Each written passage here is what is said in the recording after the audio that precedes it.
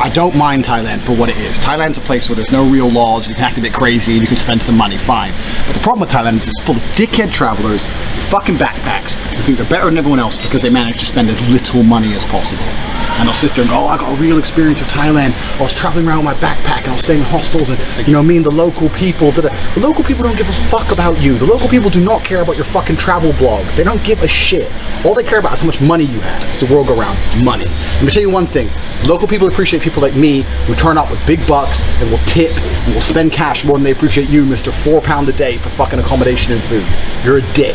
And the worst thing about people who come here, it's not even when they're here, it's when they get back. Once they get back into the Western world, they start talking shit like, oh, you know, and I really learned a lot about myself, and it was really spiritual, and I've made a decision, I've decided I want to be a travel blogger, and I don't want to work a 9 to 5, and I'm not the kind of person designed to be stuck in a job. No one wants to work a job. You didn't discover anything that everyone else doesn't fucking know. No one wants to be a fucking plumber, 9 to 5. No one wakes up and goes, yeah, I want to be covering other people's shit instead of traveling the world. Everyone wants to travel the world. But not most people can't. So you didn't realize anything. Then you start writing a travel blog on your Facebook page about, oh, and I did this, and I saw the other thing. No one gives a fuck. So the 1% of those travel bloggers make enough money to travel around the world forever. The rest of you just chat shit and annoy everybody.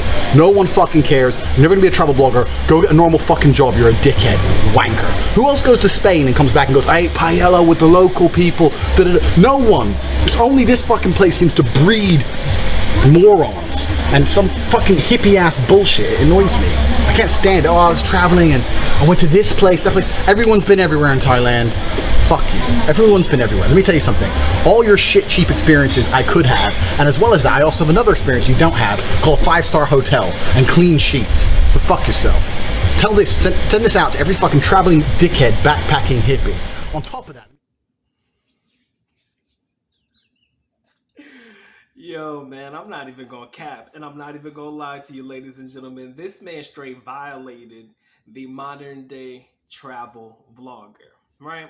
Now, the person you just heard speaking needs no introduction, goes by the name of Andrew Tate, and he's very popular. You should know him by now. If you don't, just do your research. It won't take very long for you to figure out a little bit about what he's about.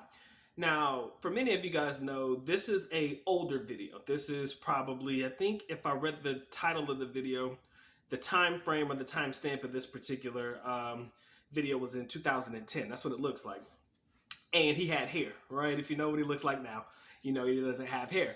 But that man went ham on the modern day travel vlogger. Now, I want to start in the beginning, where he was basically talking about travel vloggers in places like Thailand. Again, this is susceptible and can be utilized in any country, Philippines as well, in reference to how, and I even made a video about this, how you can live well on a budget in a place like the Philippines. But from his perspective, he was basically talking about how he comes to the country with big money or with a lot of money, and your average foreigner who travels to a place like Thailand usually comes with whatever little money they could scrape up or whatever little money they have to their name, and they kind of penny pinch to an extent when they're in a country abroad. Now, although I'm very big on budgets, right?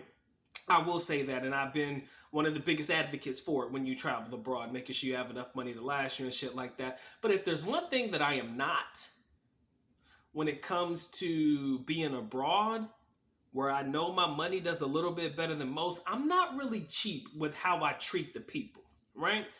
I am not above greasing palms. I am not above putting a little extra cash on the table if I believe the service is worth it. I'm not above that. Or am I above or below it? I'm not against it, right?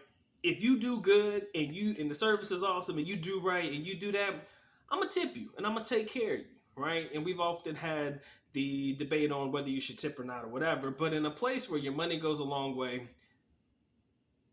ideally, you should take care of the locals. Now, I'm not saying, leave humongous tips unless you really got it like that. But from his perspective, he was basically saying, y'all come to the country and it seems as though you kind of treat the country like shit. You kind of just, tip over here like pennies and shit like that. And, you expect people to be grateful. And then he goes into a moment where he talks about travel vloggers having such a profound thought, like they were the first to come up with the idea of leaving their 9 to 5 to travel full time and write blogs and all this shit. I mean, the man held no punches. And I laugh at it because it is true. Now, why do I laugh and why am I not offended? Because his ideals don't necessarily apply to me. But I know who he's talking about in this particular video, and you know the motherfuckers he's talking about in this particular video, right? You see him and you know him. People who quit their jobs, move overseas, try to create travel videos, try to create travel vlogs, and tell you all about their profound experiences. Now, when it comes to profound experiences in other countries, I have had my own, right? But I think from the perspective he's talking about it is he's trying to make it seem like that modern day travel vlogger is making it seem as though they've done something great and astronomical and they found something that could be found by anybody, like they visited places that other foreigners have already been before. So it's not as if it's one big ass secret, but they're making it out like it is a big ass secret. Like the secret is revealed and they talk about it in their travel vlogs and write it on their Facebook post. I mean, he held no punches. I myself, whenever I go abroad, I just want to take you guys along with me. Whatever I get out of the experience, I'll share it and keep it pushing. I'm not looking to make such a profound statement about certain things that I don't think guys already know. But if I feel it's information that's interesting and I can package it in a way that is digestible for a lot of you guys, I'm going to put it together because I like making videos, as you guys can tell. I'm trying to crank these bitches out. But the modern day travel vlogger now, it's saturated as fuck. We talked about it before. The vlogging in Asia, more specifically in places like Thailand and the Philippines, it is a very saturated market, right? You know the guys. Oh my God, I can't believe that this is here in the Philippines. You know them. You know them, right? Oh my God, is this real? That's the guys he's talking about. Y'all know them. This ain't no secret. You know them when you see them. Oh my God, I didn't know the Philippines had a mall this big. Bruh. How many thousands of videos have you seen in the mall of Asia and fucking Philippines, but you still have your travel vloggers acting as if it's a big ass secret, like, oh my God, the mall of Asia, it's huge. No shit, motherfucker, that's why it's called the mall of Asia, you feel me? So, when he's talking about the travel vlogger that kind of perpetuates that particular narrative, I know where he's coming from, and it's laughable to me, and that's why I can't compare and I can't put myself with them.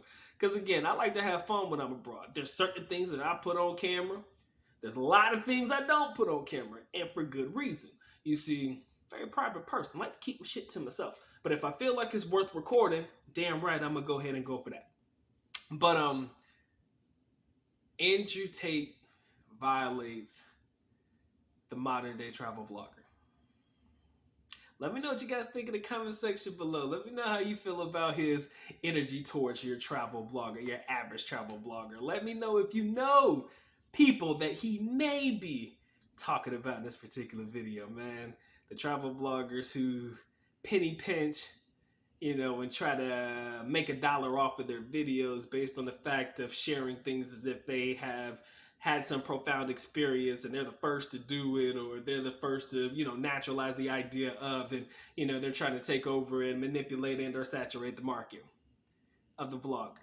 Nah, am I hating? Nah, man, do what you do, bro. If that's what gets the bread, I can't hate on that. But you know them when you see them. Y'all know them when you see them. Hey, man, let me know in the comment section what you think, man. It's been a good time, man. Y'all take care, man. Y'all stay blessed, man. Doc is out. Peace.